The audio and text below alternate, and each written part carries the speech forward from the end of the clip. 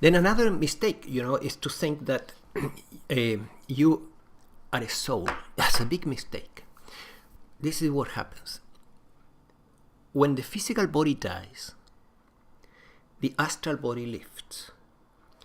There's perceiving or consciousnessing through the astral now.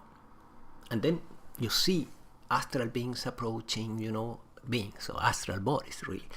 Astral bodies approaching and calling you by another name perhaps. And then you have an aha moment and say, oh, I remember, I am a soul. That's an identification, I am this. It's an idea. You continue being the perceiving through the astral body in this case. And one day you will shed the astral body, as Yogananda says, and then you will shed the causal body, and that will be it.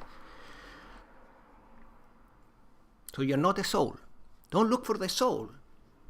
Don't worry about the soul. It's an identification, it's another illusion.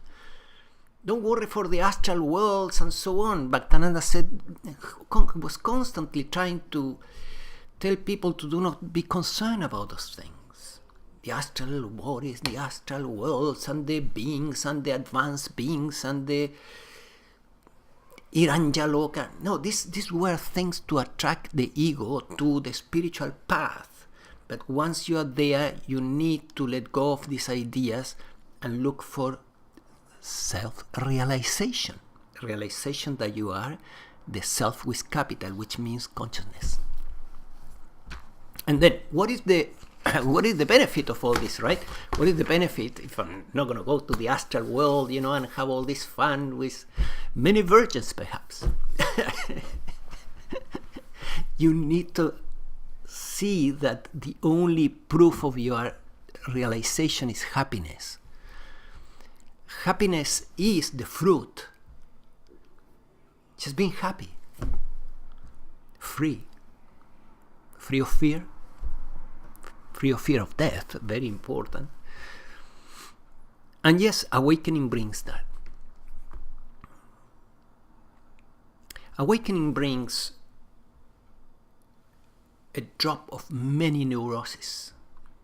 And then the embodiment of awakening, which is a process that comes afterwards, finishes the work.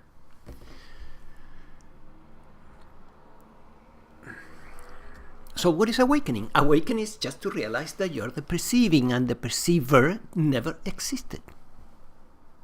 That you're not so and so. That it was a story. That's awakening.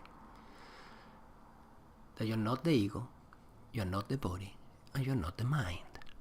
That's awakening.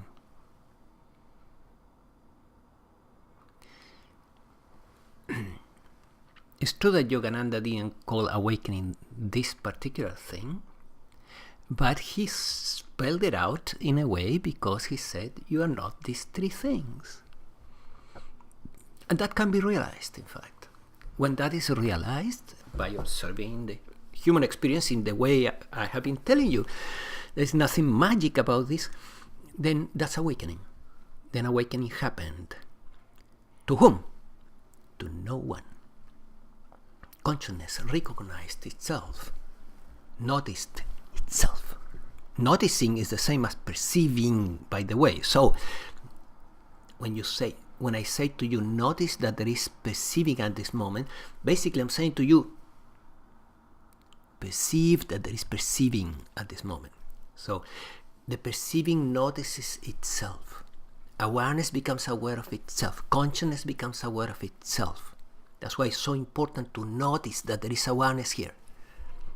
It's a full experiencing consciousness. It's very subtle and simple. It's obvious, by the way. It's unescapable. Yogananda said, I killed Yogananda long time ago. Towards the end of his life. What that means?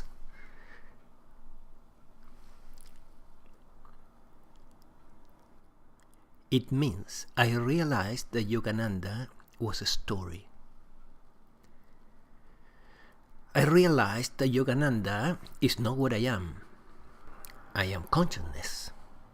The perceiving through this organism is what I am. And then Yogananda is just a bunch of thoughts. The thought I am Yogananda is a thought. Or I am Mukunda was a thought. That was the killing of the ego.